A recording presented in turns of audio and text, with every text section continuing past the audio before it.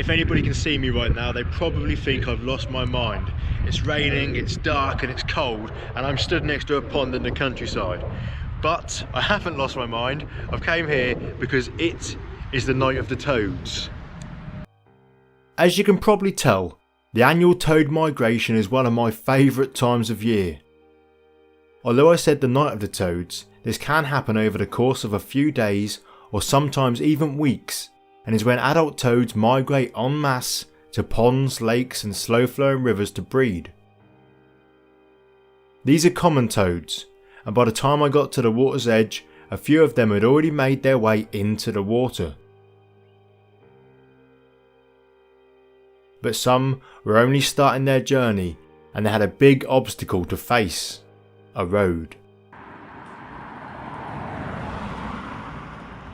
Unfortunately, some of them had tried and failed.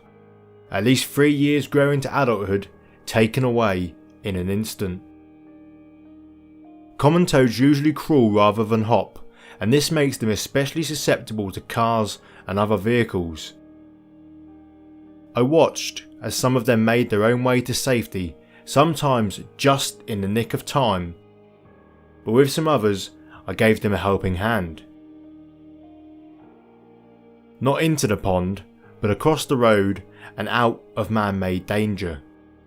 Ideally, I would have been wearing gloves, but I did clean my hands with fresh water before handling them for the shortest time possible. All except one of the toads that I found were males. They usually get to the water first, where they wait for the arrival of the females. Males grow to around 8 cm long, excluding their legs, and females are a bit larger at 10 cm long. They have been known to live for a very long time. One survived for more than 40 years. I've helped 6 or 7 toads now, but unfortunately I've got to go.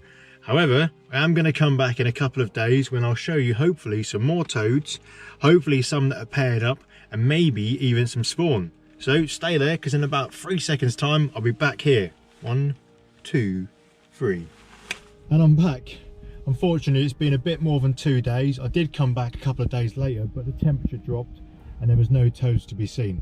However, it's about a week later now. It rained a lot last night. It's about 13 degrees. I'm here at the pond, so I'm going to get down there and see if some more toads have arrived and if I can show you some spawn. The pond is relatively new and was dug 3 years ago as a drainage pond for a new nearby dual carriageway.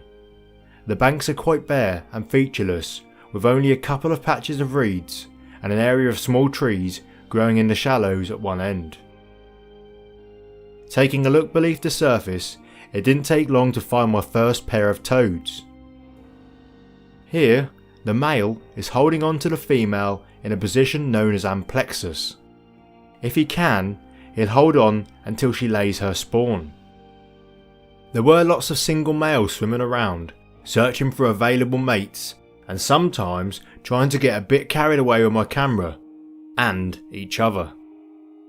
Another pair in amplexus had started to lay their 2 rows of spawn and were surrounded by single males who were all calling to advertise themselves. I couldn't hear anything from above the surface.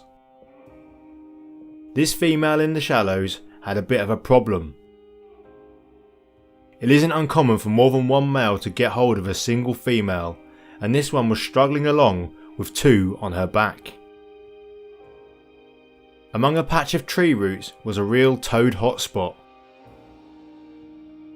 Mostly pairs and single males, but then I noticed what's known as a mating ball.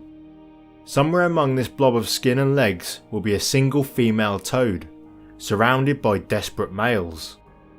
This can result in the female dying, but it is natural, so I made the choice not to intervene.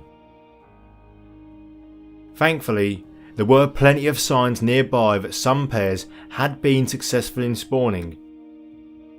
Thousands, perhaps hundreds of thousands of eggs in strings of jelly tangled among the tree branches and roots.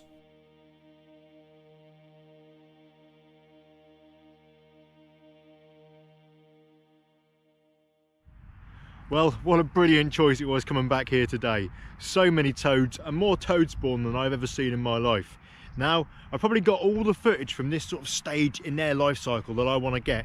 So I'm going to leave them to it. I'm not going to disturb them anymore, but I will come back here in maybe 2 or 3 weeks time once the tadpoles start to emerge, and this place, this whole pond, will be a swarming mess of developing amphibians.